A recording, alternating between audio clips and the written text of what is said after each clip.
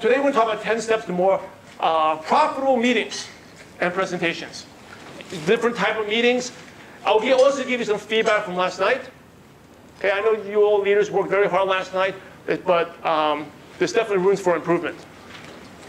Okay, we'll talk about that. And I hope no one gets offended. You guys all did a great job yesterday, but a lot of things you can improve on to make even the better presentations the next time you do a big meeting. So let me just share with you, MLM is an awesome starting point. Okay, let me get this really, I think by now you know I talk from the heart. I'm no BS, no hype. I just tell you the way it is. This is a generic, classified as a generic MLM training, not a USANA training. I don't use any company names.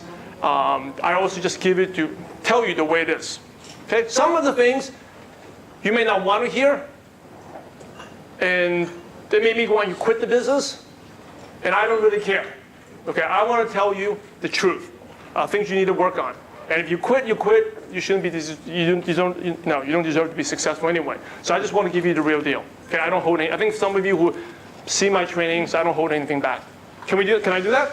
Yeah. Very direct. Okay, so MLM is an awesome starting point. Just to give you an idea, I'm basically retired from the business last year, and this is the power of network marketing.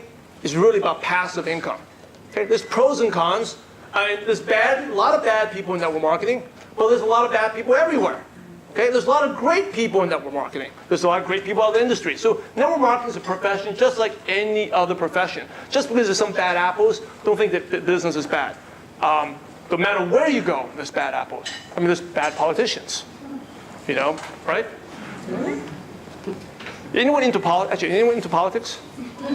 Someone. Okay, I shouldn't say that. I actually have a good joke, but I don't want to offend you. Go ahead. Go ahead? This will get me in trouble if I share this, but. So there's 4 Australian doctors. They're all general surgeons. They do surgery. And they're doing the surgery, and they were talking about, at a conference, which patients are the easiest to operate on. So there's one doctor from Perth, there's one doctor from Brisbane, there's one doctor from Melbourne, and there's one doctor from Sydney. So the Perth doctor says, construction workers are the easiest to operate on. Why? Because when you open it up, there's always spare parts, right? The Brisbane doctors, no, electricians are the easiest to operate on, because when you open them up, everything's color-coded. And the Melbourne doctor says, no, accountants are the easiest, because when you open up, you don't need to know anything. Everything's neatly organized, there's charts and graphs. Then the Sydney doctors, no. Easiest are the politicians. Because when you open them up, there's no guts, there's no heart, and most of the time you confuse the head and the ass, they're interchangeable.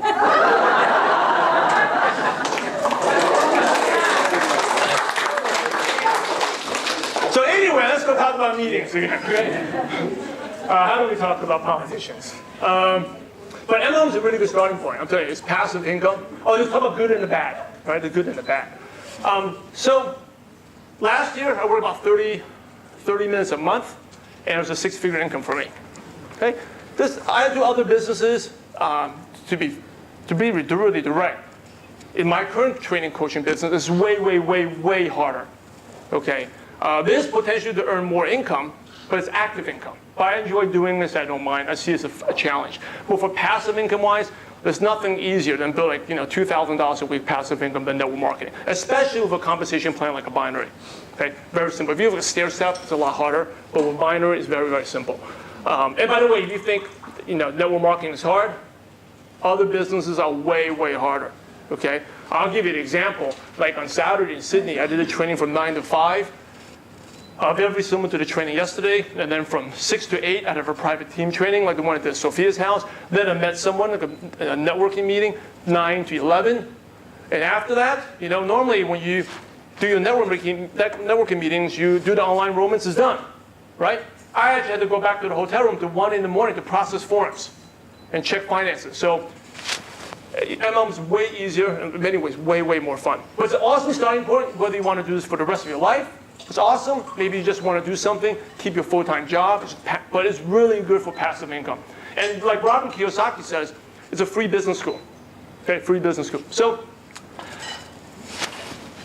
if you want to know one thing that really helped me become successful, someone always says, what's the one thing, right? Amanda asked me today, how do I go from silver to diamond? It's really, I just do the opposite of what everyone else in the world is doing. So most people out in the world, are they financially successful? Yes? No? No. Most people out here in the tavern, are they financially successful? No. So if you do what they do, what will you end up? Same. If you watch the TV shows they watch, what are you going to end up? Same, right? So something that really helped me out, if you don't know what you're doing, simply just do the opposite of what everyone else does. If they watch TV, I don't watch TV. Now, if they don't watch TV, I will watch TV, right? So I do the opposite, which means a lot of people spend time on Facebook. I don't spend much time on Facebook. Now, Facebook is good for prospecting, but you have to discipline yourself. Certain amounts of time on Facebook, but you don't start clicking on newsfeed, and the next thing you know, it's like 20 minutes, 30 minutes, 1 hour is gone, and you have no time to prospect, right? So that's basically my philosophy. Do the opposite of what people do. Oh, by the way, most Australians, how many books do they read a year? Not including the ladies, not romance novels, not comic books. Okay, how many books do they read? 2 books a year, 1 book a year, right? One of the biggest tips you can do is self-development, reading 10 minutes a day. A lot of you sometimes say, I don't have time to read. Because if you read, here's a trick is, if you sit down read for 30 minutes, yeah, it gets boring. I'm just this ADD, there's a lot of you, it gets boring. But keep your self-development to 10 minutes. If you can keep it to 10 minutes a day, and you set a timer, once it rings, you stop. Because normally when you first start reading for the first 5 minutes, it's pretty interesting, right? And then by the 10, 15 minutes, your mind starts wandering. And then it becomes very boring. Keep it to 10 minutes a day, right? Or 10-minute intervals. And you do that, you can read 1 book a month. Now, if you want to read more, still keep it to 10 minutes at a time, but you do different parts of the day. Because if you're reading for a long time, if you're like most people, by the time you read the 10, 11th minute, you're daydreaming. You're not really focused on, you're not just like wasting time reading. So it's 10 minutes. So there's a study in the U.S. Social Security. Social Security U.S. is kind of like superannuation in Australia. They did a study in 1954, okay? Population. 1% of the population was super wealthy. Okay, 1%. And don't worry about the numbers, just pay attention. 1% was super wealthy. 4% was financially doing pretty well off. Okay, so 1% super wealthy like Richard Branson and Bill Gates. 4% are the self-made millionaires. 15% did okay. Okay, they're doing okay. But they have to work, but they're doing okay. They have a decent life. And then the rest of the 80%, guess what happened? The dead broke. Okay, the dead broke. And they kind of evenly split, meaning the bottom 40% was really like barely put food on the table.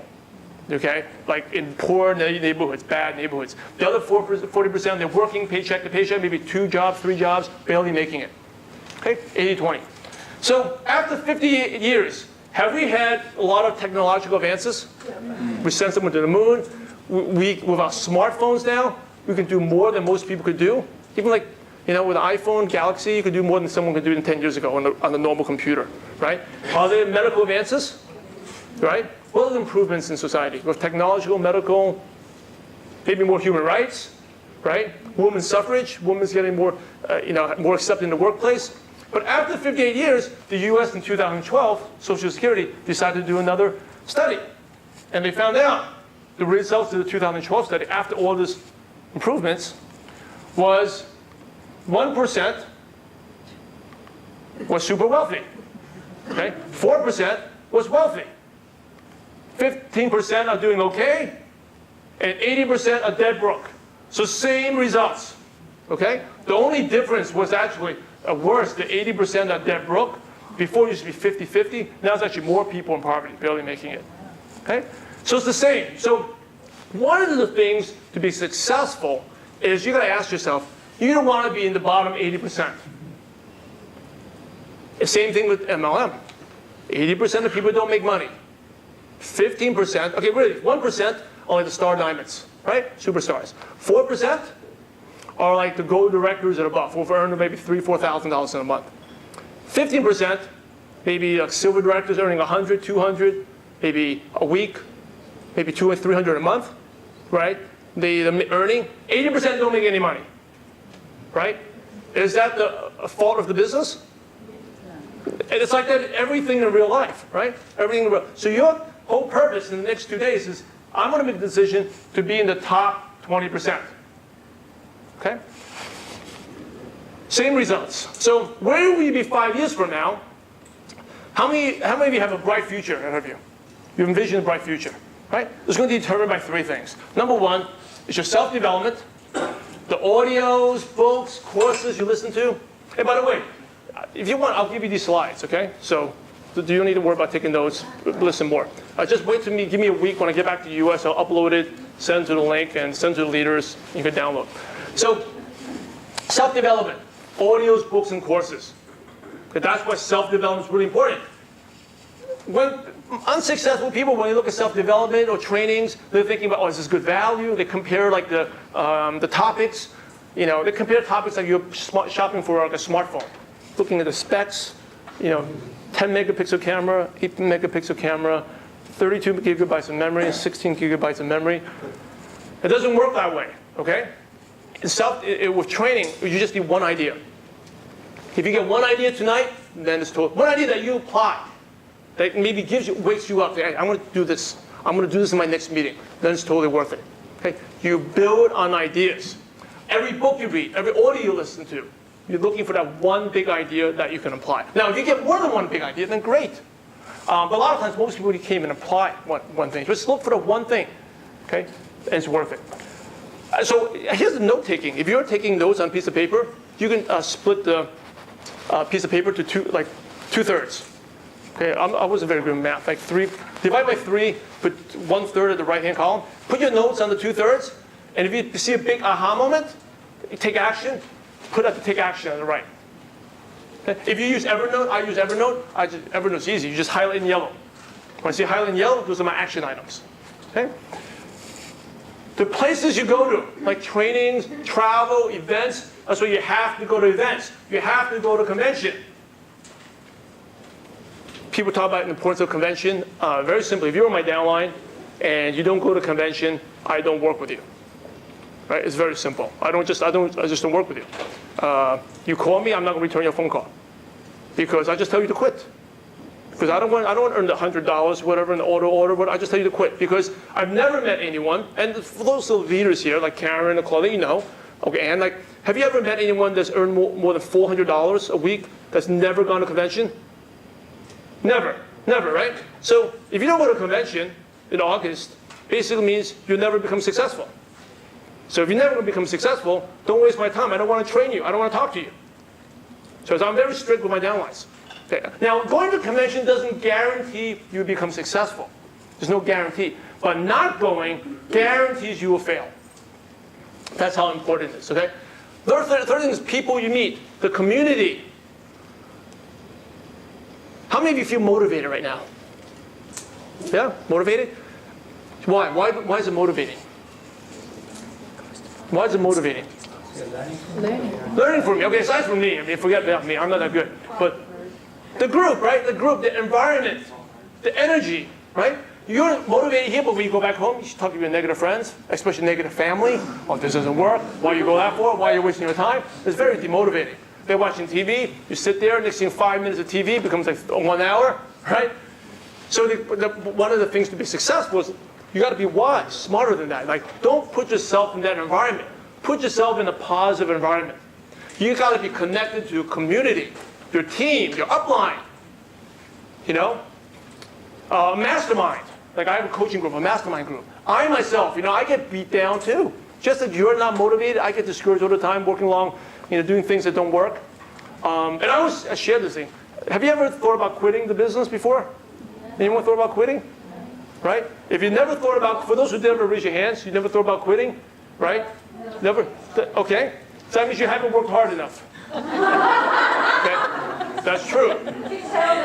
Yeah, you haven't worked hard enough. Okay. For those who haven't raised their hand, It really is true, because normally everything in life is so,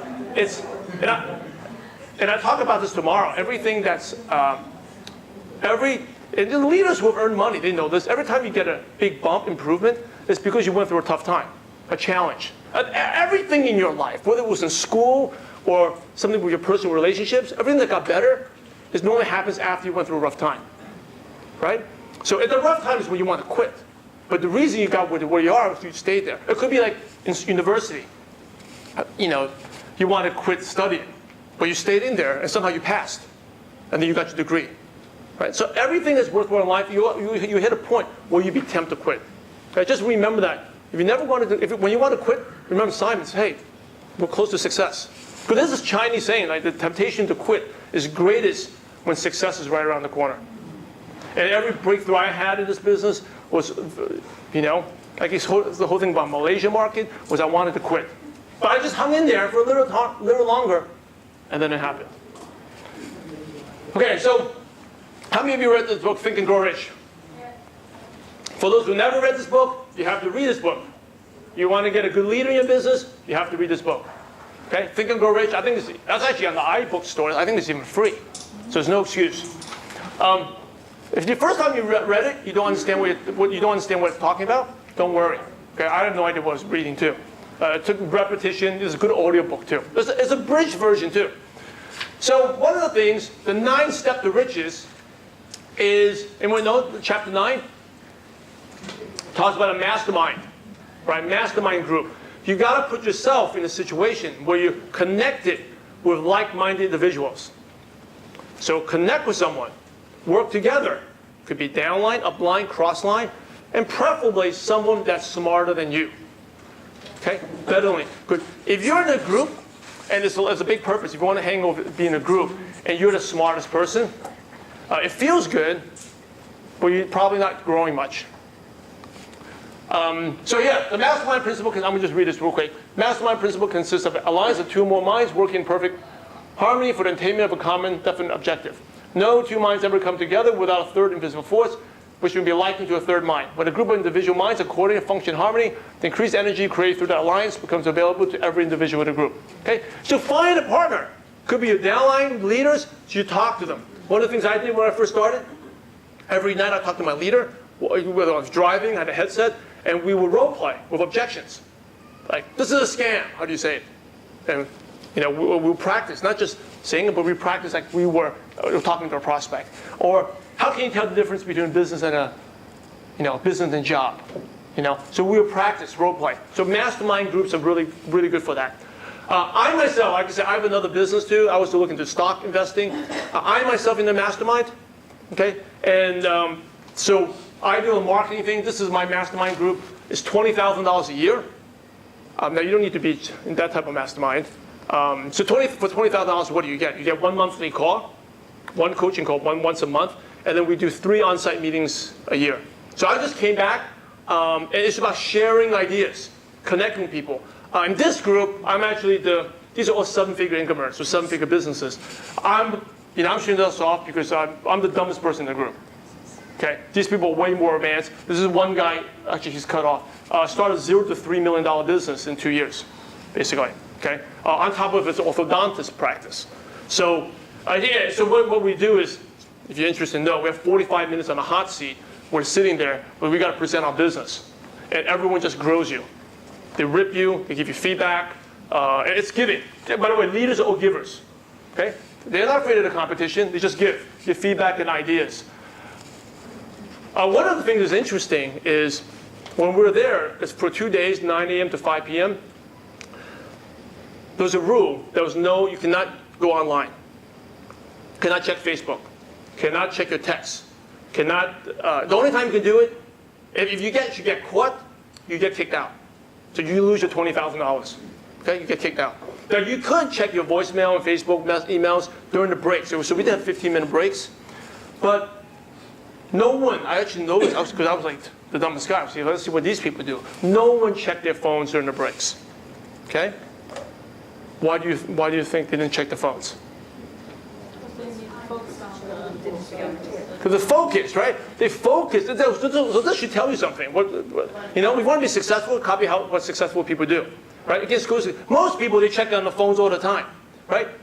Again, you want to be successful, do the opposite of what people do. They never check the phones. Because once you check your phone or a voicemail, their mind is on the voicemail. When you go back in the room, they took 2 days of their lives, right? Businesses, invested 20 grand to come here. Their mind is no longer in the meeting anymore. So these people are smart. They know to keep being present.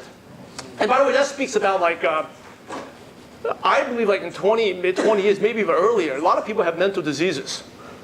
Because we're constantly on the phone, notifications, texts, Facebook messages, emails, right? How many of you actually can't leave your phone? Have to look at your phone every 5 minutes. Have to look at Facebook, right? Our brains are not meant to. We have ADD, all these issues already. Our brains are not meant to be constantly on. I read a lot. I'm not to preach religion here, but if you look at the Bible, there's a verse that says you should be still, right? If you look at I do yoga, then you look at the Sanskrits, it talks to be present, clear your mind, meditation. Any other religion is the same thing, right? So if you look at religion, talk about being still, being present, not be distracted, praying, meditating. I always believe, if you look at one religion, something says it, you can maybe say it's biased, but a lot of major religions always say the same thing. It's been going for 7,000 years. You should probably listen to it, right? So turn off your phone. People say the smartphone doesn't make you smarter. The smartphones make you dumber. Right? It's really true. It makes you dumber. You can't even sit still. I know someone who can't.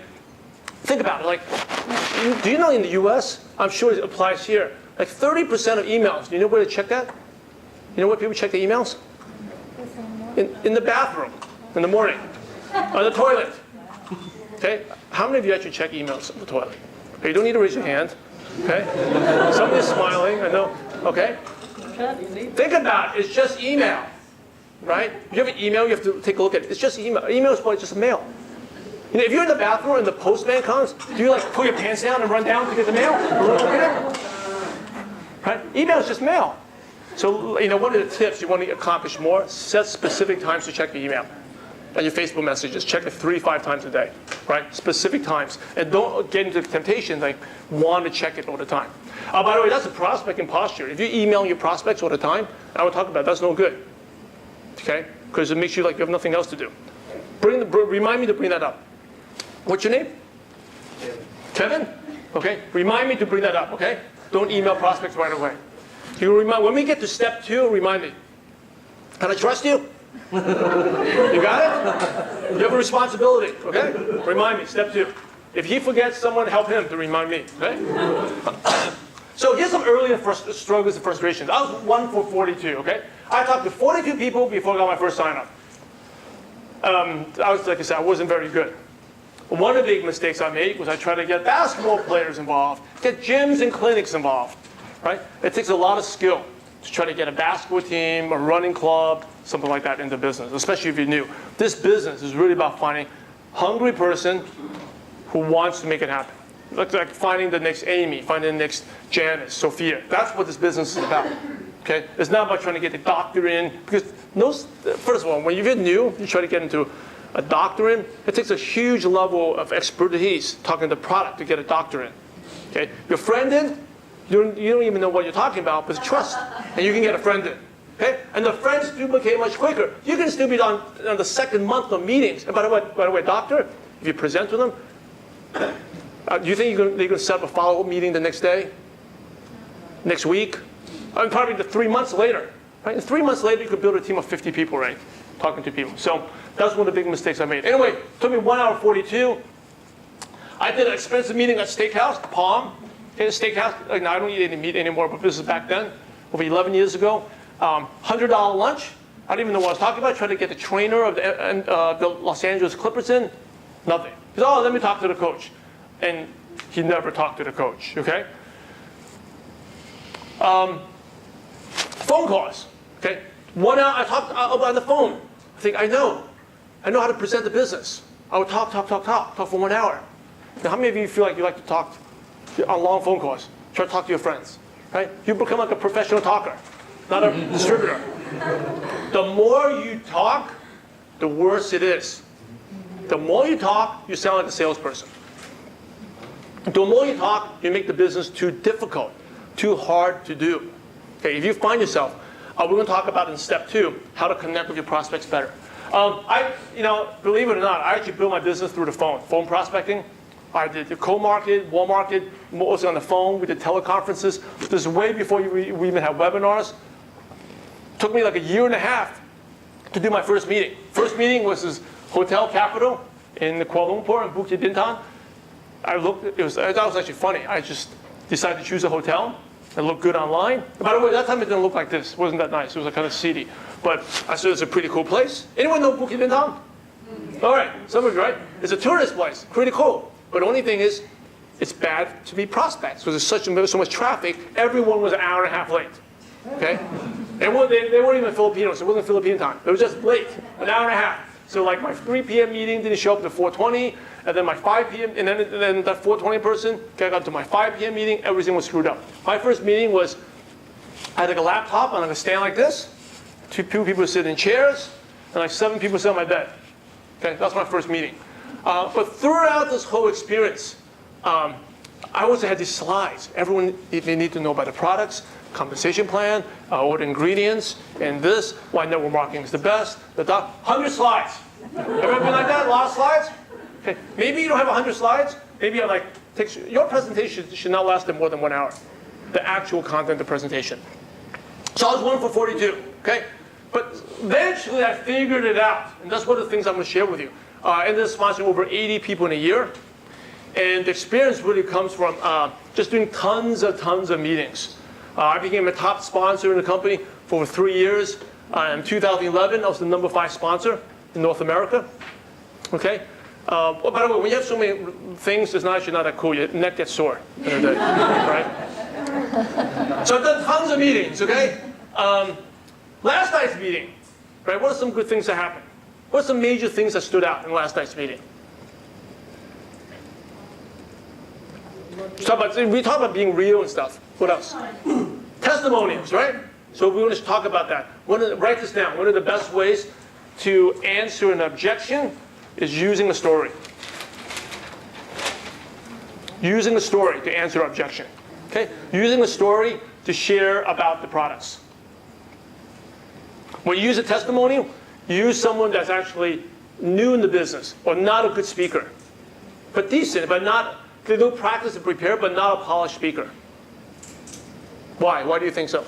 Why do you think that? More authentic. It's more authentic, more genuine. Actually, the better the person's testimony is, that seemed canned, prepared, right? When it's like, even when the person said she was nervous, that actually made it good. She said she was nervous, you can see her voice, that makes it genuine. That she's a normal person. By the way, here's another tip. I actually said that those people were not paid actresses, right? There's a reason I said that. People thought it was funny, but it shows you these people are not like not when you watch TV, everyone says these products are good, but they're paid. These people were not paid. They're just genuine sharing. So 3 reasons why distributors fail. Okay, number 1 is they don't know the proper structure and how to conduct a meeting. Okay, they don't know the proper structure and the order of the escalation. And we'll talk about it in step 1. Oops, this is Number 2 is they don't know how to escalate the meetings in the proper order. Meaning, the meeting should always get bigger and bigger and bigger. Okay?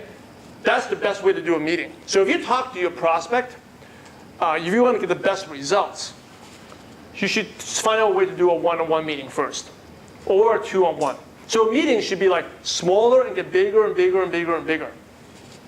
A lot of people get the order mixed up. Because every time this gets bigger and bigger, it's more impressive for a prospect.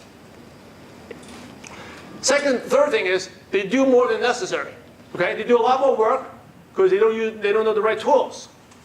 They end up doing too much talking or too many slides. I'll give you a good example. As we talk about using testimonials. If you have a testimonial, you actually don't need to show that many slides. Right? So here are 10 steps to more profitable meetings. Okay? Before I talk about what's the definition of a meeting, how would you define a meeting? How would you define a meeting? Huh? It's a group of people to talk about. Two people sharing ideas, okay? Discussing a purpose. Sharing information. Sharing information. What are some type of meetings are there? So what are the different types of meetings? Motivational, leadership. Okay, leadership, motivational. What about the size, the format? What type of meetings are there? One-on-one, okay, good. One-on-one, two-on-one. What else? Group meetings, like this is a group meeting, right? What else? Webinars, very good. Big conference seminars.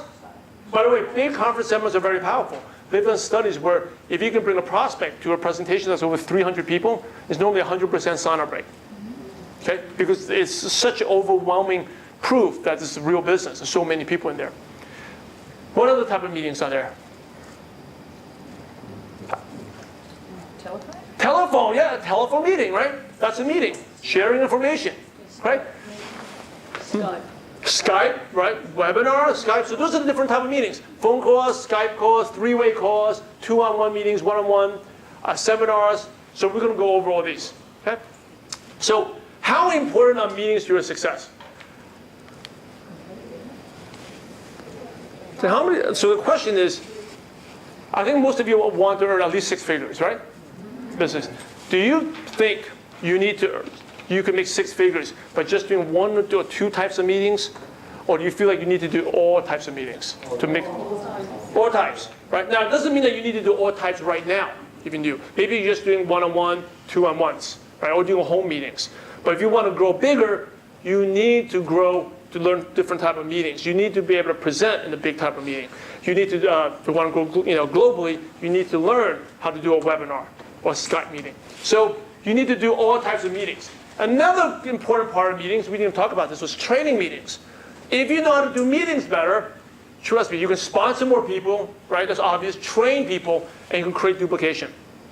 One of the reasons I use my meetings, I like to do meetings, is I use it as a training platform to train people, right? Like the people who spoke yesterday, the testimonials, did you think they got better? Yeah. Did you think they feel more confident? Right? Build up their confidence. Every time a meeting is a way for me to build up their confidence, to have them share. So 5 M's, right? This one you need to write down, okay? 5 M's stand for more meetings mean more money. More meetings mean more money. So every time you don't feel like doing a presentation, think of 5 M's. The next phone call, which is a meeting, phone call, will mean more money. I used to have I used to didn't like to talk on the phone, but I would have my on my mobile phone my date, my 5-year, 6-figure income date. I look at it all the time. Every time I look at my phone, I look at that date. I got to make 1 extra phone call. It's that 1 extra phone call. That prospect, you never know, could be the 1 extra call. Okay? The whole Philippines thing, that's how it started. A 2 a.m. meeting, that 1 extra meeting. So we agree you have to master all type of meetings, right? So I've actually calculated over 10,000 meetings in my MLM profession, my MLM journey. If you count phone calls, trainings, two-on-ones, things I've done for my downline, webinars, 10,000 meetings. And by the way, 10,000 meetings is actually not that much if you really do the business every day, right? Because it's 365 days a year. And you just do the math. It's actually not that much. In 10 years, it's 3,000 days, roughly. If you do 3 phone calls, 5 phone calls a day, you easily can get 10,000 meetings. It's actually not that much, because the last 2 years I kind of slacked off a little bit. But my first 2 or 3 years, one of my things I was sharing today, we did a little training at Sophia's house, was like, I would make a goal to talk to 5 people a day, 5 follow-ups a day, and maybe 3 meetings a day. Right? 3 presentations. And that was like 13 a day already. Okay, so why don't we share with you these 10 steps? As a result of 10,000 meetings. You don't need to worry about this. Like I said, I'll put the slides, I'll upload it when I get back. Step 1, let's talk about ability to connect with prospects. By the way, everyone should have a notebook. Write something. Okay? Everyone should write something. So I don't want you to see you sitting there not writing. Pull a book or something. That's one of my pet peeves. I want everyone to be taking some type of notes. Or if you don't take notes, pretend to type it. Because I can't even remember what I would say. Kevin, what's the 5 M stand for? That's Kevin. That's Kevin. No. Oh, you love him. So you guys will definitely help them to remind them for step 2, right? So that's my point. You guys don't remember. So if you don't remember, then you invested good time, good money to come here. I want to make your training worthwhile, okay? Take notes. Successful people always take notes. Successful people are leaders, so always sit in the front. Too. That's another trait. When you go to events, sit in the front. Okay. I'm serious about taking notes. I want to see you take notes. If I pick on you, it's for your own good. Okay? Pretend. Take your phone and pretend, okay? Pretend. I want to do what's best for you. Yeah, take something. Pretend. I told you, I'm like from New York. I'm very strict. So people tell me to, like some of the leaders told me to whip you, or to take a whip and whip you, drive you. Supposedly I'm very good at it, but I don't know. But take notes because it's very important. Like I said, leaders, time is important. If you're coming here to invest your time, the last thing you want to do, you want to get every inch, right? Every word of what I'm saying. You don't want to say, oh, what did you learn yesterday? Oh, it was really good, but I don't remember. What was the training about? Really, really good. It was really motivating. But what did you learn? Oh, it's really good though. I used to be like that. I actually learned it the hard way. I used to work for the NBA. The NBA was, any basketball fans here? Yeah. Basketball fans. Okay, I'll give you something for basketball fans. First person to come see me, I'll give you something. So, but for NBA, David Stern was commissioner. By the way, David Stern is probably the most successful sports commissioner in all leagues. The NBA was basically, quote unquote hippies and druggies in the 70s. No any money. David Stern basically not only changed the NBA, but changed the entire sports. Okay, athletes used to didn't make that much money. David Stern changed the whole thing, marketing, got Nike, Adidas, and all that involved. Basketball is not even, basketball is not the most popular sport in America. Basketball is definitely not the most popular sport worldwide, right? Football is. But the NBA has the highest average salary? The average NBA player, okay? The average, not the best, the average makes over $6 million a year. Okay? Actually, the average NBA player makes more money than a lot of top footballers do, because it's all about marketing. David Stern totally changed that. But one thing I learned, he had amazing leadership, and he ruled like an iron fist. So one thing we did was, if I ever worked with David, you ever worked with David Stern? He told me one big lesson. Like, if you were in the meeting today, he would be asking questions, like random questions. He'd be like, why are you using that camera? What's the tripod? What's the brand of tripod? He'd be asking these questions. And like he would have no idea what a tripod is, whatever. But he would test you. Whatever you say, you have to be confident. And you have to give specific reason. Well, this Panasonic HDS, blah, blah, blah, blah, blah, captures better for speaking. You can say whatever the answer is, you can make it up, but it has to be specific and have to be confident. And if you weren't, he would tell your manager that this person is no good. Okay? That's the way I was trained to learn. So everyone says, oh, what did you learn in the training? Be specific. Okay? We talked about this about numbers. You gotta know your numbers. Be focused on your numbers, your volume. Be specific. So someone asks you, what did you learn today?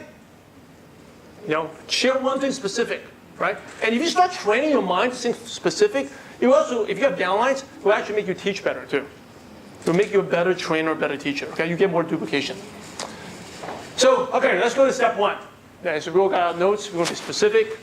We're going to present confidently. 3 reasons. What are the 3 reasons why people buy from you? They know you, right? Okay, they know you. You got to know you, right? You got to know who you are. So, do most people like to buy from strangers? No, they got to know you. That's why it's easier a lot of times to talk to warm markets than cold market. Because your friends, they know you. Cold market don't know you. Your friends who know you, they know you. The second step is they like you, right? Like is very important. By the way, price is not that important. Some people say, oh, the product's so expensive. That's actually not that important. Okay? If they know you, like you enough, and the next thing is trust you, they will buy from you. How many of you actually go to a restaurant where the food's really good, but you don't go there because they're very bad service? No restaurant like that? Right? Or there's a store, grocery store, that's cheaper, but you don't have to go there because the person's really mean all the time, or very bad attitude. Right? So you actually rather pay something more expensive because people are friendlier. Right? Because you got to like. You got to get people to like you. Third is you got to trust you. Okay? They got to trust you. They got to trust. so they can know you, they can like you, and trust you. So we're going to talk about connecting with prospects. How do you get people to like you? Be of service. Be a service, you help others, right? You help others. Be authentic. Be authentic. Listen. Listen, okay. Let me, these are all good, very, very good answers. Most people, do they like to talk more or they like to listen more? Talk. Or do you know friends that like to talk a lot? Talk. If you try to say something, they'll keep on talking, right? They want to share their problems, share vent, right? Share what's going on during the day. You know, whatever happens, they want to talk, right? Right? So if you want to get them to like you, exactly, you got to be a good listener. Let them talk. The more you let them talk, the more they like you. Now, most people out there, when they have someone that keeps talking, do their friends let them talk, or their friends cut them off and start talking to? What do? They cut them off, right? They keep talking. It's like, especially in an argument. Like I say one word, they cut them off, say something else. Keep talking. And then the more they cut each other off, the more heated the argument is, right? The more unhappy they are, the more angry they are. So if most people, again, what's the number rule? Do the opposite of what other people do. Most people like to talk. Instead, you listen. You ask questions and listen. The more you listen, the more you say, wow, Rocky listens. Rocky talking. At the end of the day, they feel so good. They even become your best friend because you let them talk. Right? When they talk, they like you. That actually builds trust too. They start trusting you. Trust starts with listening. The more you listen to them, the more they'll like you. So here's some prospecting tips. Okay, let's see. Someone remind me about prospecting tips. We need a volunteer. Right, in the back, no, okay. So when you talk a lot, what do you sound like? Salesperson, right? The more you talk, not only do you frustrate them because you don't let them talk, you sound like a salesperson. Okay? If you talk like a salesperson, you walk like a salesperson, you're a salesperson. It's like you talk, quack like a duck, you walk like a duck, you're a duck. Okay? Don't sound like, what do salespeople do? What do salespeople like to do? Keep talking. Keep talking, right? Actually, the good salespeople, right, the really good salespeople, you don't even realize they're selling you. Okay? When we're talking about the salespeople, this is like the bad salesperson that never lasts. They talk, right? Don't act like a salesperson. Don't sound like a person. Don't act like a salesperson. So salespeople talk a lot. What other things do salespeople do? Push. Push. They're pushy. Nagging. Right? Come on, let's go. They keep nagging. Right? Do people like that? No, they don't. What else? What do salespeople do? They tell you. They tell you what to do. Right? You want to close better? You ask questions and guide them to the sale. So for example, instead of saying, oh, this business can give you financial freedom, you're telling them. Okay, do you think your prospects really believe you? No, because you're a salesperson. You want me to, your prospects are smart. They know that you're telling me to join because I join, you're going to make money. You think your prospects know that? They all know that, right? So if you tell them this business is great, help you earn financial freedom, are they going to listen to you? They don't really trust you because you're a salesperson, right? They see you as a salesperson. You guys are looking at me like funny. This doesn't make sense. Most of your prospects, when you bring them to a meeting, do they know that you're going to make money if you join? They know, right? They know. So do you think they're skeptical? Yes, because they know that you're saying whatever you say is going to be good because you're going to make money off of them. They know that. Right now, it may be for a good cause, but they know you're going to make some money. And so instantly, they think of you as a salesperson. So if you tell them, whatever you tell them, do you really think they're going to listen and think about it? You think so? No, because you're a salesperson. They're like very defensive, right? So the key to getting people to open up is to ask the question and get them to say the answer you want them to say. I'll give you a tip. Okay, I'll give you an example here. So say like, this business can give you financial freedom. Right? You're telling them, you're a liar. Simon, you're a liar because you want me to sign up and make money. Instead of telling them, I could simply ask them, how do you see this business? How can this business give you financial freedom? In your opinion, how can this business give you financial freedom? Okay. So what's he going to say? Whatever he says, is it true? It's true, because why? He said it, not me. It's coming out from his mouth. And of course, he's not going to say he's a liar, right? It's coming out of his mouth. Another good example, these products can help you lose weight, right, and make you healthier. Say, how do you see yourself becoming healthier using these products? So another example, just say you use the comparative guide to nutrition. This book is really good at helping you get customers, right? They think you're a liar, Simon. I don't believe it. They're not even paying attention. So you ask them a question. If you have a third-party book, how would you use this to build your business? So then they're going to start saying it. Basically, what they say is the same thing what I was going to tell them. So part of closing is learn to ask questions. Right? Here's a good exercise, homework to do. Everyone should write this down. Write down 20 benefits of the business, or 20 benefits of the products, or 20 tools you're going to use, whatever, 20 things, and create a question for each one of those things. Okay? So I gave you 2 examples. Instead of saying this business can give you financial freedom, you ask them, how can you see this business give you financial freedom? Instead of saying the comparative guide can help you get customers, this gives all the ratings, how, since you're not a doctor, what ways could you use this book to help you get customers? If you were to do this business, how would you use this book? Right? So learning to ask. So don't sound like a salesperson, don't act like a salesperson. What are some other ways that salespersons do? What are some things they do? Huh? They're always right. They're always right? Yeah, because they tell, right? Don't tell. Another thing is, this goes against a lot of what you may have been taught. Don't have all those sales tools in your car. Okay? So if you do a meeting, person, I need some more information. Oh, don't worry, I'll be right back. Let me go get. And you go to your car and get all these sales tools. Right? What type of people do that type of stuff? Salespeople. Right? Don't you know that people sell insurance sales? The whole car's like a mobile office. They have all these tools, all these products to show. Right? So if you know what I'm talking about? Right? So if you act like a salesperson, people think you're a salesperson. And they don't want it. And by the way, if you do that, people always think they got to do what you did to them. So I mean, if you did that, if I joined a business, if you have, for example, a whole trunk car load of products, and you tell me about the business, what do I think? If I join, I got to do the same thing. Have a whole trunk load of products, right? Because they don't know. They don't know the different ways to do the business. So also, if you're nagging, annoying, they think they got to nag and annoy. They think they got to nag and annoy their friends. So if someone says, if you do it the right way, someone says, I don't like to do sales. Have you ever done that? Yeah.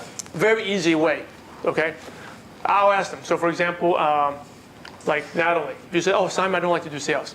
And I do a good presentation where I'm not nagging, I ask questions. I ask Natalie, let's just be honest. I mean, have I been pushy or nagging? Have I been very salesy to you? No? Good, then you know what? You'll be doing exactly what I'm doing. So you don't need to be sales. Okay? You see how I answered the objection? So if he says, have I been an annoying salesperson trying to sell you anything? Right? And if you do it the right way, you say no. So don't worry about it. You'll be doing exactly what I'm doing. That's one of the best ways to overcome the sales objection. Do you guys got that? Okay? But it only works if you don't become a salesperson, meaning don't talk as much. Share. Get them to say the answer. Okay, step 2, do a proper invite. Before we go to step 2, Kevin, what you were supposed to ask me? I forgot. I just remember you were supposed to ask me something. Emails. Oh, emails. Okay, there's actually something else. Emails.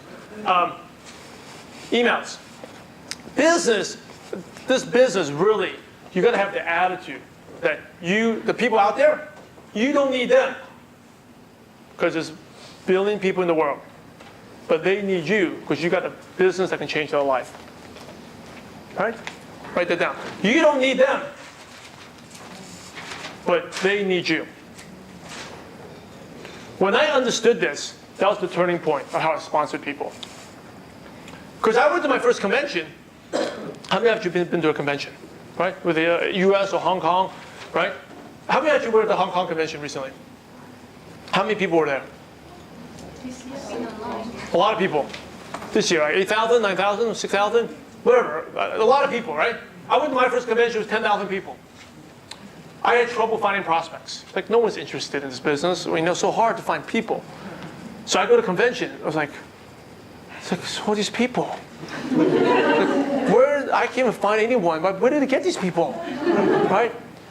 So that was my big moment. So those people who want to do networking, they're out there.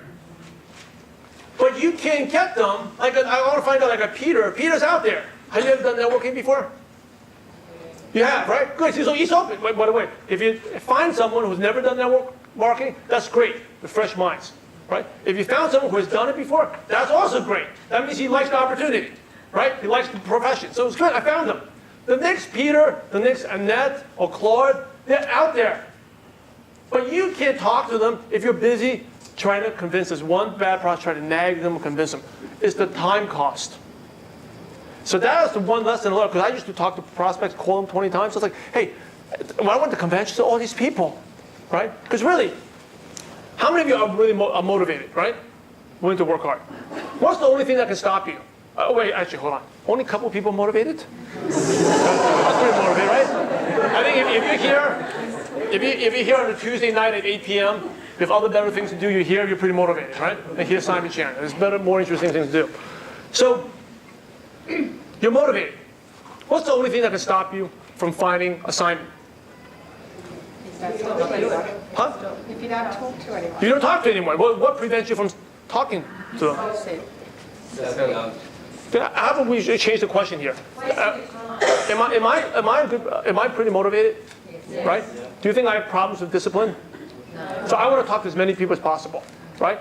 How come when I first started the business, how come I could not get, like, I'm thinking a name here. How come I could not get Peter in my downline? How come I get Peter? How long have you been in the business? 2 years. 2 years. How come I couldn't sponsor Peter? Come down to Brisbane and sponsor Peter. How come? Probably because you're undisciplined. I look like an undisciplined person. I'm pretty disciplined. Probably if it was, then you were undisciplined. No, 2 years ago I was very disciplined. Okay, I was very disciplined and very focused. I have extreme time management. You said when you started. Oh no, it was 2 years ago when Peter. So Peter started in 2012, right? So I'm very disciplined, very focused. How come I could not get Peter? You don't know him. I didn't know him, right? But I could have found a way to know him. But could I network my way? You can slow down. 2 years ago, it was right before I slowed down. That's a good question. Right before I slowed down, how come I couldn't get Peter? He didn't know about you. I didn't talk to him. Why? How come I didn't talk to Peter? He didn't know Because you're about you. focused on the ones that are in front of you and not the one outside. Close, really. It was very, very, very close, the answer. Why? How come I didn't talk to Peter?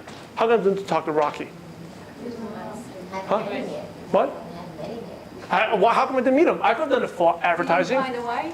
I could find an advertising flyer, newspaper ad somewhere. You weren't meant to meet him. I wasn't meant to meet him, exactly. The reason I couldn't meet him, talk to him, is because I had no time. I'm busy working my teams, right? I never had time. So the only thing that limits you from actually finding more people, this is especially true as you grow your team, is time. If I had more time, I would love to grow in Brisbane. I would love to grow in Melbourne.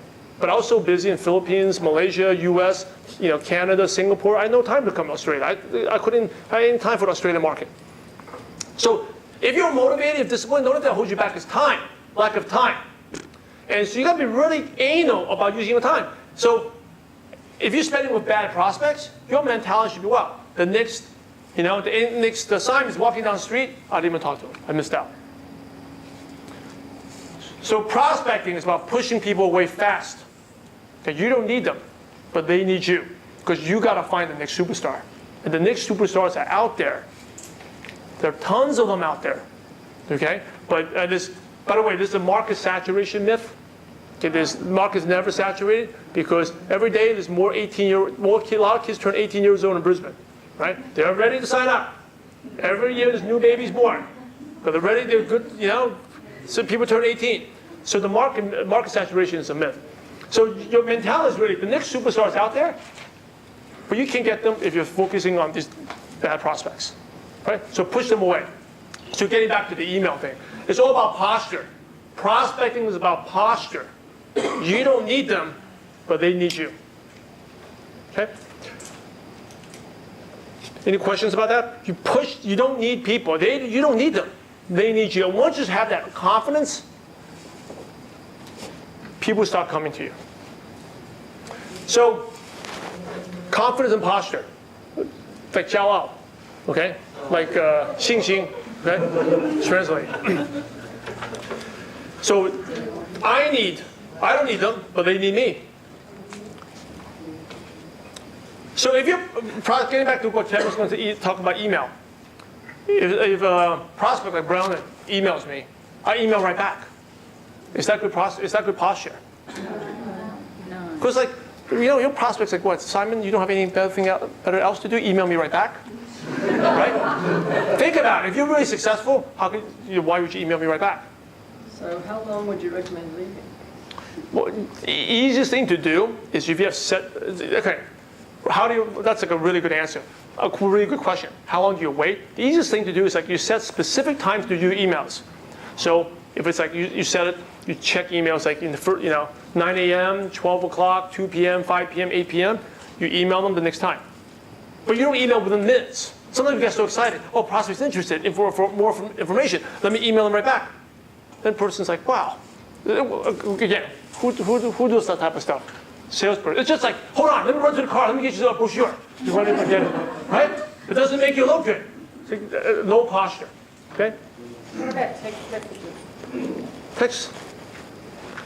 I don't reply immediately back to text because you're busy. By the way, you shouldn't reply back to text immediately anyway, right? You can give it a respectable time. If it's an emergency, you reply back. But prospect, let them wait a little bit, right? When you buy leads, a lead is normally sold to 3 to 5 people. And if you don't call them immediately, sometimes... Oh, okay. And leads, good question, okay? When I talk about calling them, right? Buying leads, if a lead comes in, you want to call them immediately. Whether you're doing your own marketing, you want to call them ASAP. Because leads are not like wine. They don't age well, all right? But yeah, so lead, I'll call them back. What we're talking about is if you have a conversation with the prospect for email information, it's a follow-up email. So we're going to talk about leads in a little bit. By the way, I board leads, I sign up leads. I'm not a big fan of buying leads. Since you board it up, anyone know what a lead is? Anyone know? Lead? Okay, some of you don't know. Lead is like when you buy names. Buy names.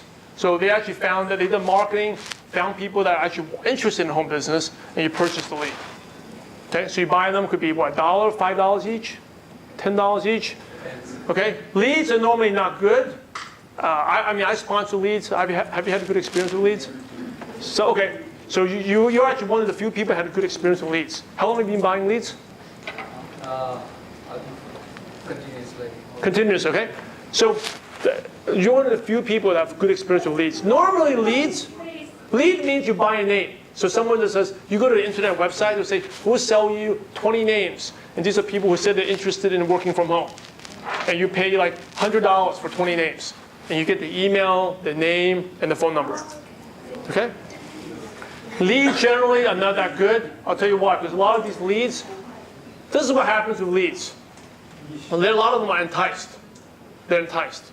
Okay, meaning like, have you ever seen like you get a free iPad or free iPhone on the website?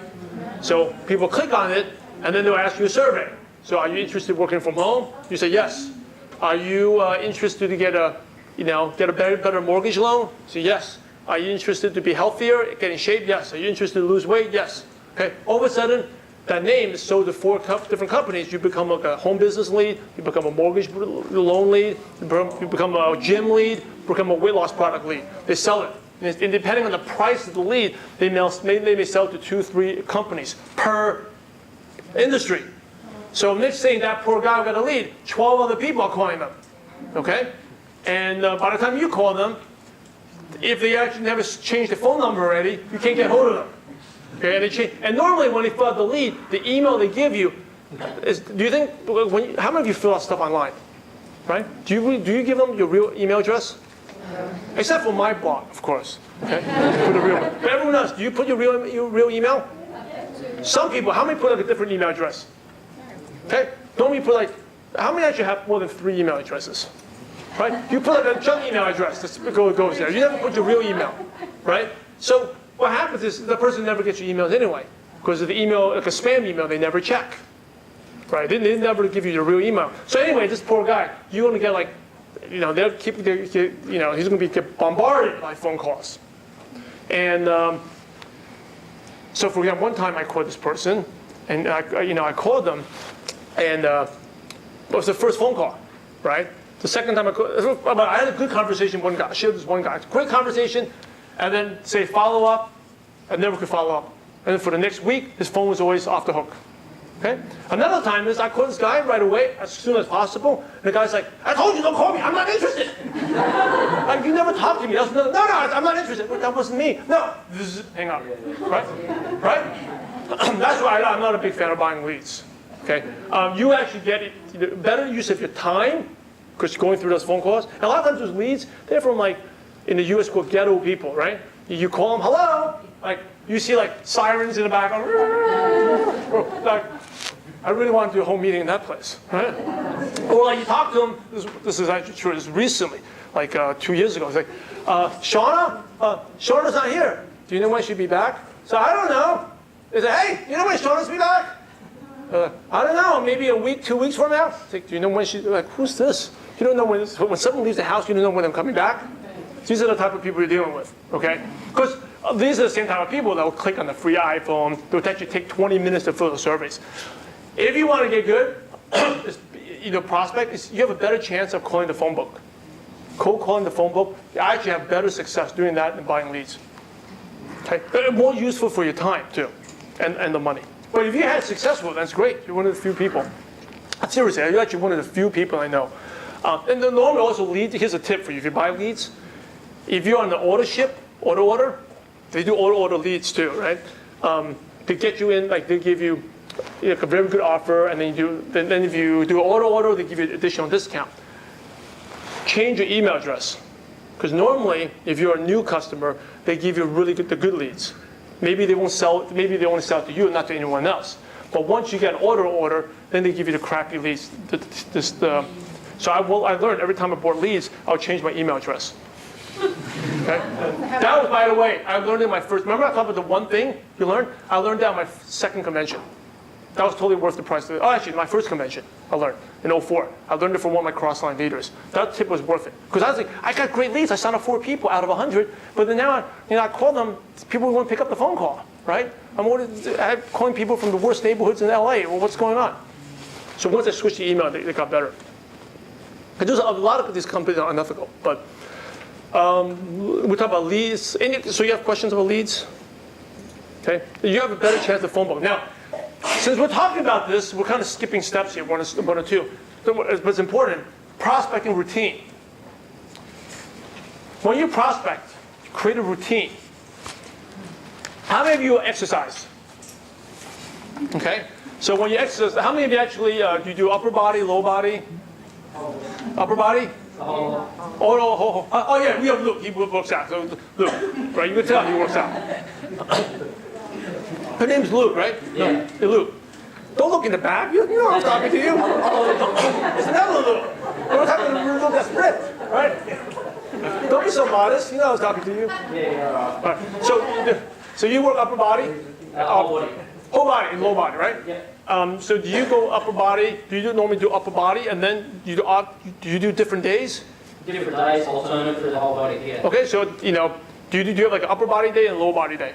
Basically, I'll do buys and tries, and I might do calves and buys. Okay, so normally you do buys, but do you ever go buys and then legs and back to tries and back to legs? No. No, so you don't do that, right? Because you end up getting hurt. Yeah. Right, you got to warm up. That's right. Right? So now, whether what sport or you play a music instrument, you don't go play piano and then violin, right? You don't go swimming, then lift weights and run a bike and do legs. You get hurt. A body, you have to warm up for every activity you do.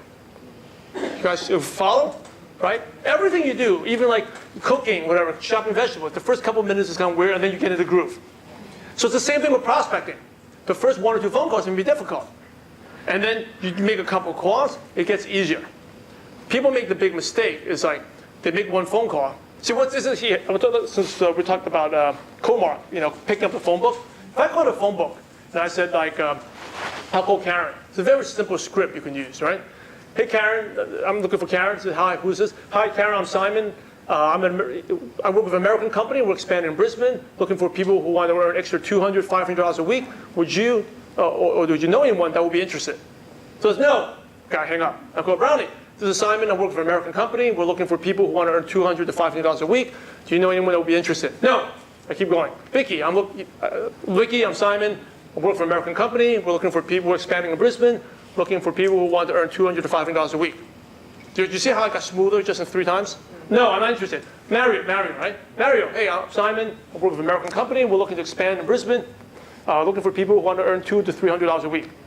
When you go in like a series like that, you get better and better very quickly.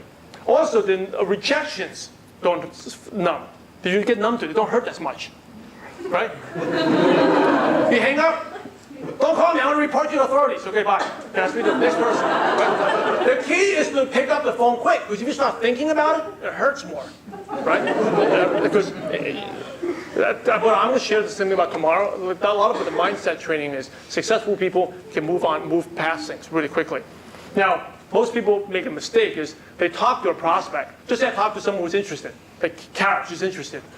Until I start picking up the phone again, what I do is she wants more information. I go to email and send information out. Okay. After I send her the email, then I go back. Do you think my mind is back in the prospecting mode? No, because I'm thinking about emailing already. Different skill set. It's like you're doing upper body and then lower legs. It's hard to go back to upper body again, right?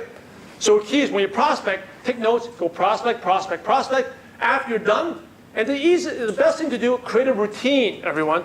2 hours a day. If you can't do 2 hours, at least 90 minutes where you're in one place where you don't do anything else.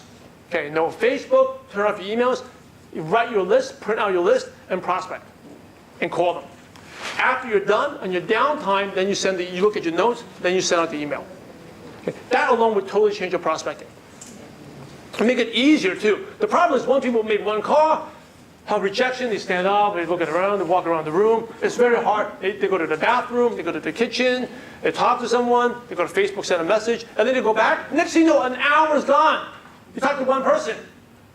Find a place, right? Isolated place. It could be a room where no one bothers you. If you have trouble finding a place, work in your car. One of my leaders, he used to work in the garage, in the parking lot, car park, at work. And there's lunch. He wasn't went there because he didn't want his coworkers to see him, ask him questions. When the car park on the second floor, hid there, just made phone calls. Had a list printed out, just call. Right? When you went back to the office during downtime, you send the emails out. Another thing is, if I send out emails right away, what else can happen? If I just talk to a good prospect, I go back and send an email. What else could happen? I check the email. Facebook notification pops up. Emails come in. You're totally distracted.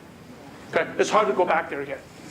So the key is set a certain time if you prospect every day, and a location that you cannot be. No one's going to bother you. And just bang it out. Just get it done. Okay? And that applies to all other things. Any activity, right? Put yourself in a. I'm sure. Like if you work out, you put yourself in a certain mood. You go to a certain gyms at certain times, right? You don't go to gym at random times, anytime. You probably have a schedule, right? That's like anything in life. My newest office now is actually funny because I have like 2 kids now. Actually, my one kid goes to school, the other baby. My mother-in-law helps out with the kids. Of course, I got the other baby with a dog, right?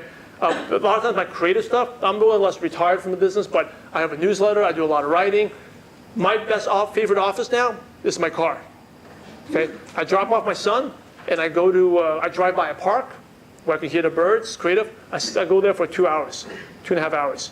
I can't go to the kitchen. I can't really go to the bathroom. I actually could use the bathroom, but I got to walk outside, go to the park bathroom. It's very inconvenient. I just sit there and I get more work done those 2.5, 3 hours than the rest of the day. Okay? So put yourself it's the same thing when I used to build a business. Every day from 4 to 6 p.m. is prospecting time. Friends want to hang out after 7 p.m. Dinner. Before 7 p.m., that's my prospecting time. So you do it at the same time? Same time, because it's routines, right? We work easy on routines. If you don't have a routine, it's also stressful to think about, what time am I supposed to prospect again? What time is, set a specific time. That makes sense? Yes. If you do that one thing is totally worth it. Okay, if you have lack of motivation to prospect or hard to get a routine, that will help you out a lot. What's the other thing that okay. So when you're prospecting, okay, before we go to step 2, when you're prospecting, Let's see, hold on a second. Okay, when you're prospecting, should you be talking more or listening more? Listening, right? So here's the tip. If you ever do a lunch meeting, if you do a lunch meeting, your prospect should, you should finish eating first. You get to finish your meal. You're hungry, you eat first. You ask questions, and what do people like to do? They talk. The more they talk, you just keep eating. You ask questions, they talk, you keep eating. And you pay attention for clues. You listen. After you're done eating, he's going to eat, then you can start asking him questions and start presenting. Okay? You should be talking really only 20%. Listening 80%. So now we're going to do something fun. So for prospecting, you want to control the conversation, right? How to control the conversation is by asking questions. That's how you control a conversation. So if I'm asking, like Luke, right now I'm asking you a question. Who is controlling the conversation? So how long have you been in the business? About 5 months. Okay, who sponsors you? Okay, so as long as I keep asking questions, who's controlling the conversation? I am. I'm getting to say what he wants to say. I'm getting to find out what I want to find out, right? How can he control the conversation? What does he have to do? Ask a question.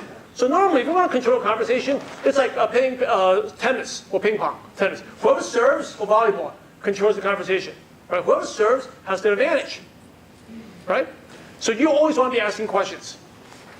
Now, someone says, if I keep asking Luke all these questions, sounds like interrogation, right? Yeah. Luke, how old are you? What's your name? Where are you from? Right? It's interrogation. So here's a tip. To make it sound natural, I can say 2 or 3 sentences, and then I end with a question. But you always end with a question. So let's do. So Luke, how long have you been working out? 3 years. 3 years. So I work out. I like to work out as well. I work out like 3 days a week. What's your upper body routine? I do have a few different ones. Every 3 weeks I often change it, so therefore my body's not getting into the same thing. What's your sort of routine? Okay, so that's how you control the conversation, by asking them back, right? Okay, good. That's very good, right? Good. So how can I control the conversation? Answer another question. My best way to answer a question is with a question, right? So he asked me, what was your question again? What routine would you recommend? I would actually recommend a few different types, but my body type's a little bit different to yours. Good, okay. You see how the game is played? But most of your prospects, will they be like that? They won't. They'll just say a statement, right? If I said a statement like, oh, Luke, I have a great, awesome routine that I've been doing for many years, then what's he going to say? So he's going to control the conversation. So if you make a statement, and maybe you talk like a salesperson making statements, they're going to ask you questions. You're giving up the control of the conversation. Okay? If you end with a statement, you're basically giving up control. Because the person's going to ask you a question. Oh, this company's really good. The products are really good. You can say, well, tell me more about these products. Blah, blah, blah, blah, blah, blah, blah. I want to sound like a salesperson. Right? So the key is don't end with a statement, end with a question. If you end with a statement, you're giving up control. Question. So what if they're really genuine? Then you might sound like you're beating around the bush and don't want to tell them straight. So if they're really genuine, you have to answer the question, but you ask a question back. Okay? So for example, so he asked me about my routine. I'll talk about my routine. And I'll say, well, Luke, so I'll share my routine with him. But Luke, what do you think of that routine? Would you approve? Would you do something like what I'm doing? So I'll talk about my routine, but I'll ask a question again. So I answer the question, but I follow up with a question. Kind of like what he was doing with me. He answered my question, then asked a question. Okay? It's like a tennis match. Go back and forth. But you want to end with a question. So here's a tip. You want to share 2 or 3 things, end with a question. Okay? So Luke, don't ask me any questions, okay? So let's get back to, what do you do for a living, Luke?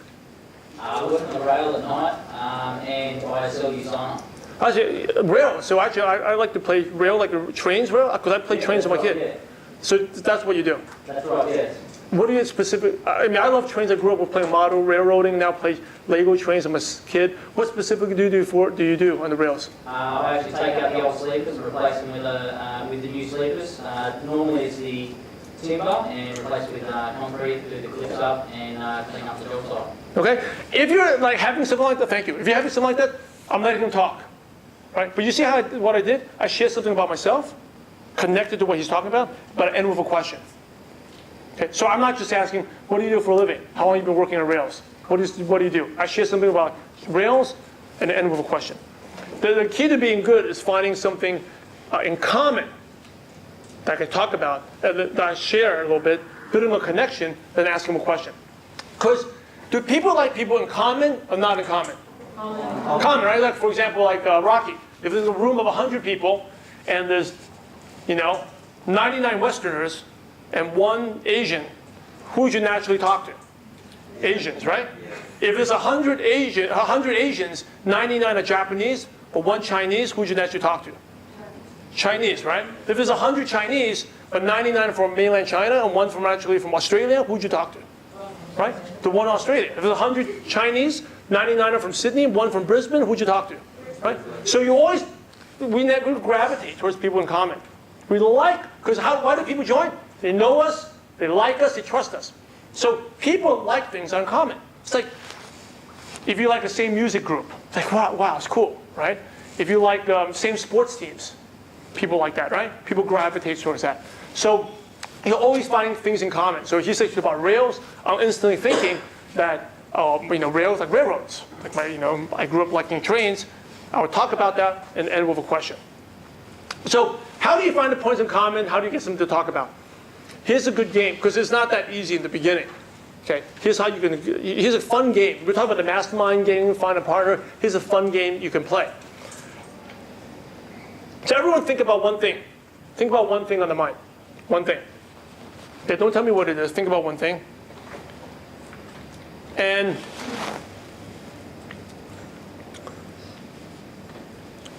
need a volunteer. Bring it up. Volunteer. Appreciate it. Volunteer, okay. So what's your name? Joanne. So Joanne, you're going to share me your topic, and I'm going to talk for 30 seconds about that topic. Okay, 20 to 30 seconds. Okay? So this is a game you're going to play. So what's your topic? Okay, horses. Horses.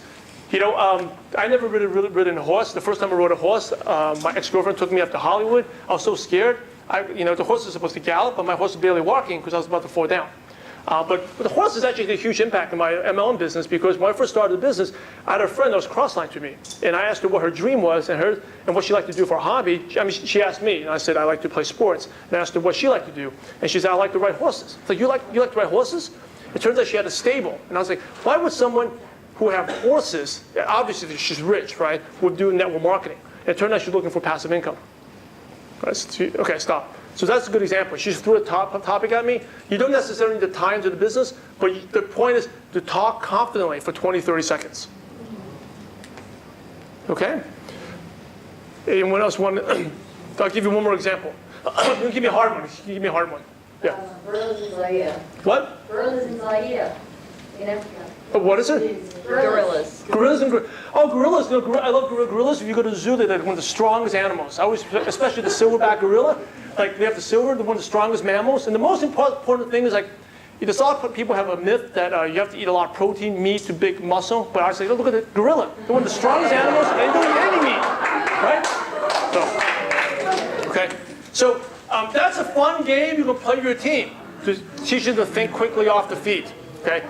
People throw weird things at me. Like, by the way, if you ever did public speaking like Toastmasters, that's one of the things they make you do. It's called table topics. Okay, tabletop, you speak for 1 minute and 10 seconds without and ums, right? But if you play this game a few times, it makes you connecting, especially cold market. They talk about, I work in a petrol station. Instantly you can connect. You can start talking about it. And when you play with your friend, whatever you say doesn't need to be true, as long as you're confident and you can keep talking. Okay, so it goes back to when you're prospecting with people, you say the 1 or 2 sentences and you end with a question.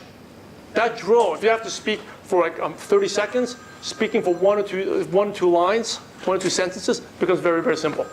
Okay? Another thing you can do is Another fun game is you share with a couple of people. You start a story for 30 seconds, just make up a story, and the next person continues it. Okay? You practice thinking off your feet and presenting. And the best way is to stand in front of the group and present. All right? Okay, we got a lot to cover. So we're going to cover this, and we're going to take a quick break. Okay? So step 2. Okay, step 1 is connecting with the prospect. Step 2, you guys having fun? Yeah. Useful tips? Okay, good. So step 2 is do a proper invite. Proper invite. 5 deadly mistakes that most people make. Most distributors make. Number 1, I'm going to go over these really quickly. They are on my website, Simon W. Chan. On the top, if you go to blog training, this is 5 deadly mistakes. They're all under the scripts. So go over this real quick. Number 1 is they only include people who think are good in the business. All right, they think they're good in the business. Meaning, oh, Karen's going to be really good, I'm going to put her on my list. You know, Anne's not very good, I'm not going to put her in the list. Chances are, the people you think are good in the business, you never know. Okay, you never know who's going to be good in the business. I have friends who went to Ivy League school, got an MBA, USC, never didn't do anything. One of my best, actually now, one of my best friends, I'm a leader. He used to be like a drunk. Not drunk, but he was to happy hour 6 times a week. If you go to happy hour 6 times a week, you're almost like a drunk, right? He wasn't drunk, but he likes to get buzzed. Okay? So, but I never knew. He's actually an Emerald Director, solid Emerald Director income. Okay? You never know who's going to be good. It just turned out he used to party a lot. I talked to him. He wanted to change his life. He was looking for somebody to change his life. So this is like, it relates to step 2. The mistake is you only include people, talk to people who they know well. They're close friends and family. Your close friends and family, most of the time, are not the ones who are enjoying the business. Okay? They're also the most negative. What type of food you're like? Like seafood? Japanese food? You like Japanese food? Right? Japanese food. So if you had a Japanese restaurant, would you tell only your close friends? No. Or you tell everyone? Everyone. Would you tell only your friends who like Japanese food? No. Would you tell everyone, right? Yeah. So it's the same in this business. You don't say, oh, he's not going to be interested in this business, I'm not going to talk to him. You tell everyone. Okay? Just like you would tell everyone about your Japanese restaurant, you would tell everyone about the business. How the business works, why you got to talk to everyone, is because just say you're here. Okay? And these are your close friends. Those close friends are normally not that good. They may sign up, they may become customers, but they're never going to really do the business. They're also very hard to train because they know you too well, especially if it's your older brother, okay, or younger brother, or your parents. They're not going to listen to you when you train them. The guy that's going to be good, your prospects, are normally on the ones that you don't know, acquaintances. Okay, acquaintances. Now he also has a circle, right? Now some of the people may overlap. The superstar generally is here. Okay, the superstar. Every one of you know one superstar. But the real superstar, the way the business works, you probably not know more than one superstar. The superstar is normally out there or out here. And you got to find a way to get to them. So it's never unfortunately, we love to have it be your close friends and family. And there are exceptions, but generally it's not your close friends and family. Okay, now, again, there are exceptions. I mean, the leaders in the room, is that true? Yeah. Right? Your close ones are normally not the ones who are going to be stars. Okay? So that's why you got to share with everyone. Now the third mistake they make is they approach the prospect with a goal to sponsor everyone. They want to sponsor everyone. The purpose of the list is to let them know about the business. Okay, the purpose of the list is to let them know about the business, not to it's like having a Japanese restaurant. Are you hungry tonight? No, but you still got to come. Come on, come eat. Right? That's the way we are with our prospects. You're not interested? Come, but you still got to join. You get financial freedom. The product's the best. No, I'm not interested. Come on, you got to go. Right? What do you sound like? Salesperson. Right? If you talk like a salesperson, walk like a salesperson, you are a salesperson. So your goal of the list is just letting them know you're in business, not to try to sign everyone up. The important thing is if you do it the right way, do you think eventually one day she may become interested? Yes. But if you do the wrong way, nag them, they'll never be interested. Because they think they will do what?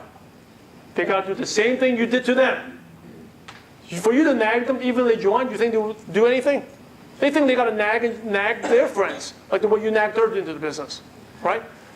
So that's the mistake. Okay, you're not trying to sponsor everyone. If you talk to 100 people, you're probably going to sponsor anywhere from 5 people, maybe 5 to 10. But don't try to convince everyone to sign up. Because if you're trying to convince everyone to sign up, you scare your prospects away. Okay, that's what and they'll never sign up with you. The best prospects are the ones who are in transition, who are looking for a change. You joined the business because you're probably looking for a change. Okay, change it could be change. You move to a new country. Could be change in, got a new baby, get married, change in job. Those are the best prospects. Number 4, they sell the business and not the meeting. They try to convince people to join the business when they approach their prospects. If you want to try to convince people to join, what do you have to do? Do you have to talk a lot? Right? Yeah, but if you try to sell the business, so I'm talking to you, I'm trying to convince you to join. I'm going to end up talking too much. You will sound like a salesperson. The goal when you initially contact the person is to set up the meeting. Set up to talk to your upline. Set up for a 2-on-1 phone call, 3-way call, 2-on-1 meeting, home meeting, but not for you to do this presentation. If you do the presentation, what do you become? Salesperson. And even if you do that's why I shared the mistake. I had a 1-hour phone calls. Even if you do the best presentation, you sound like a salesperson. And do people like to do sales? Most prospects they don't like to do sales. So you're giving the wrong impression of the business. This business is really, to sum it up, it's like anyone can do it. Anyone with no skills can do the business. Meaning, I call you, Joanne, I don't know what I'm talking about, I set you up for a meeting, and boom, you sign up, and I can do you sign up and I make money.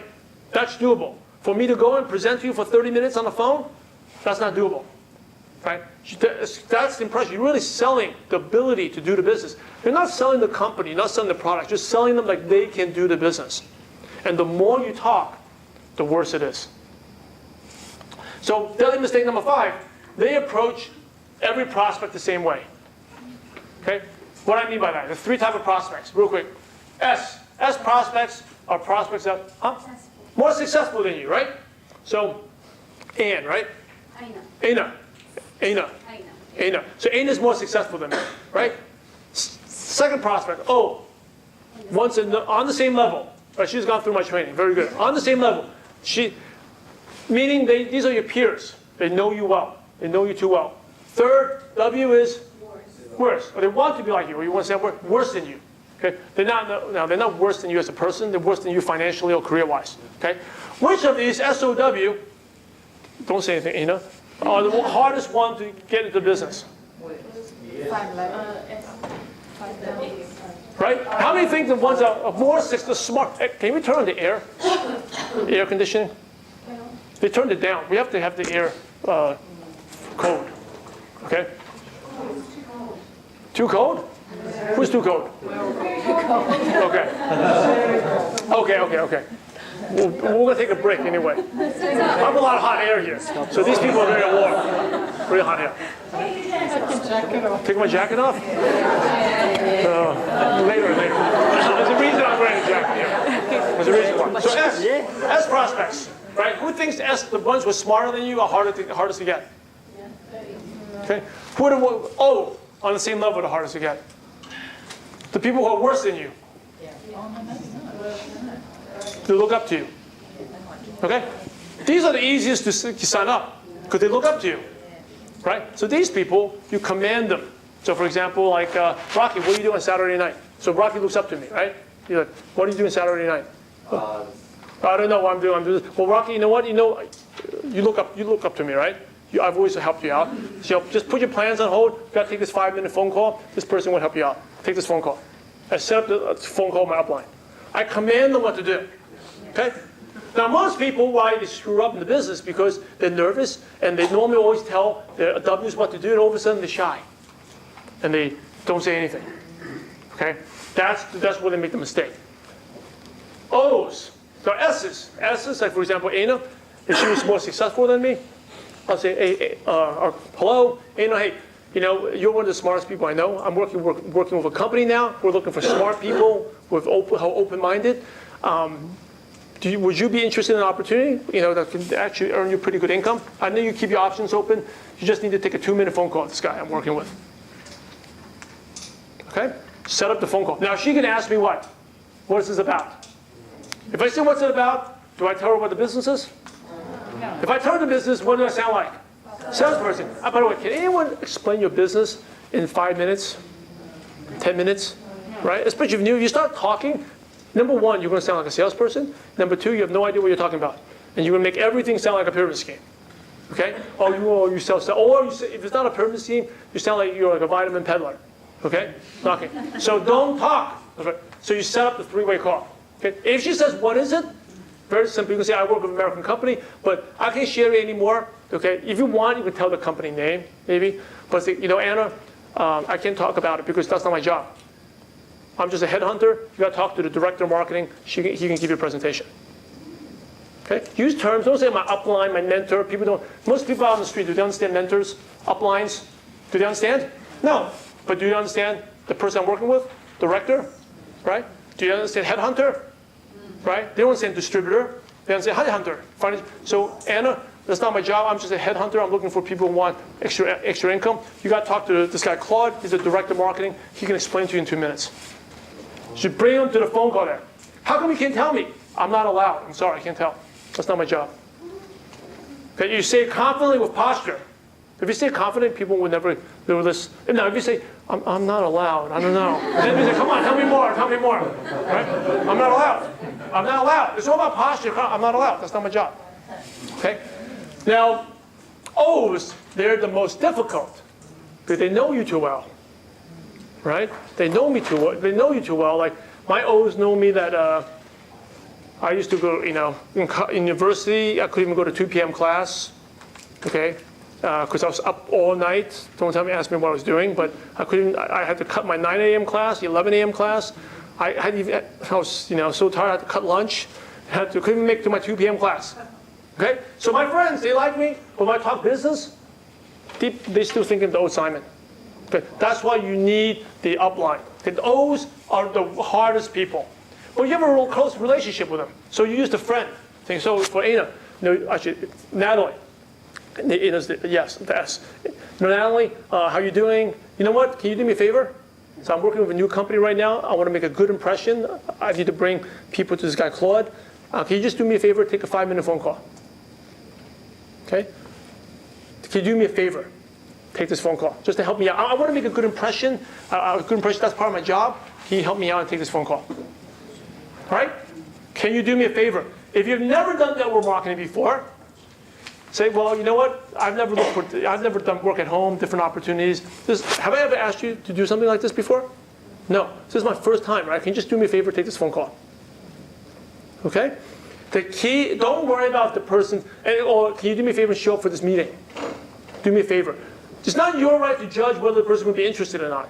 Again, you never know. She may come, and she'll never be interested if I talk to her, but she hears from someone else, she may become interested. Or she's not interested.